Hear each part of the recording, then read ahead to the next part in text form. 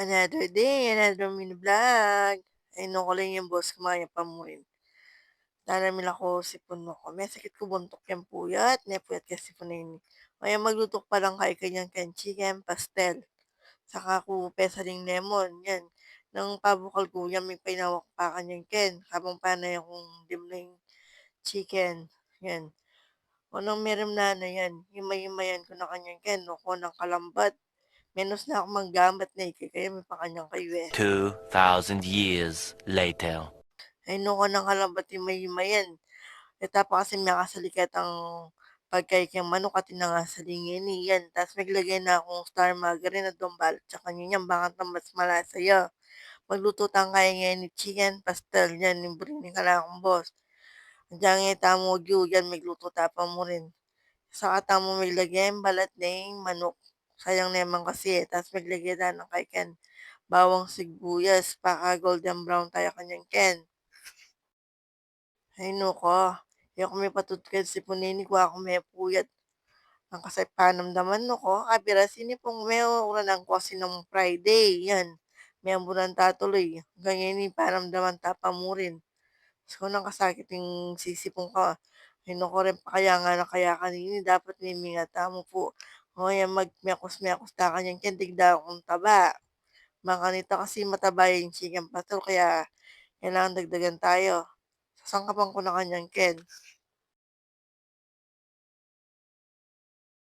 Naisipan ko lang din ang kay kanyang ken Lara. May pitas tamong Lara ketang kaya katantaram. Ningat tinemang bunga. Ay no kaya na kami kapamipi. Pinanang Aldo. 2 weeks na kanya ning marinami. Ay no kami pa kanyang ko ne. Yan. Ilagyan ko kanyang kinitang kay. Itang Lara. Kabang pa golden brown tayong bawang sibuyas. Yan. Pag kasi mami piku na akong pipipanin pang lalam. Yung maran tatalwi ko. Kasi yung panlalam, kailangan rin kailangan busin kaya ang pantalon no. Pang 7 days laring sili ko kayo. Kaya 1 week bayo ko mamipi yan. Tapos binili ko na yung manok ko niyan kaya nangapasin ako ng golden brown na. Yung pimeox-meox tamo. Tapos dininan ko na rin palang kay kanyang ken itang na yung house kanina. Takarong kaya ko lagi may pakanyang ko ne. Itang powder. No, may pakanyang kayo yan. Tapos tigdagan tayo ulit taba. Yok pa may kapandilo ko niya. Lawin niyo na ako mamoy na ako may nyuklen. Yung masak paramdaman. Habang okay tamo nakakapagluto tamo kanyang ken, na akong panulo, yan. Mekos-mekos tayo kanyang ken. Palang yan tamo mong bagya, tas tinanta ng seasoning baka nito, malinaw ng bagya. O kabang balang niyang kukanyan yan, may gurong na ako, itampi gamit ako, inos ko na. Ano na ako man, kaya kung ginamit, yurong ko ng tambing.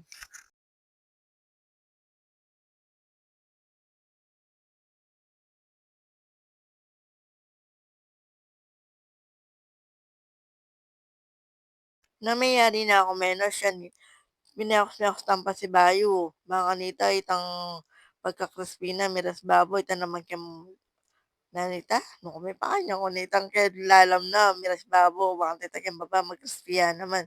Nasaka na kami yung kanyang ken. O mayari na kanyang ken mga anak kanya kasi nalaypin ka na akong boss. Nagawa nitang kayang ibig boss no ko dinatang nitang piyesa na salamat na bargo. Ay nako, kada makasagi ako, mga di ko, makanana ko si mama sukyo, kung init yun yung kayang pyesa. No, kami pa kanya yan eh. Aww. Pagpasensya niya pa yung boses kong yan, kumayan no ko.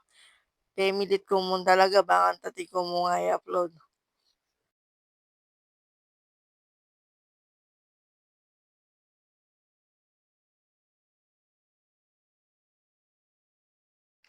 Ang mga dana po, yak pandili mga kanyang kinalain ka na akong boss.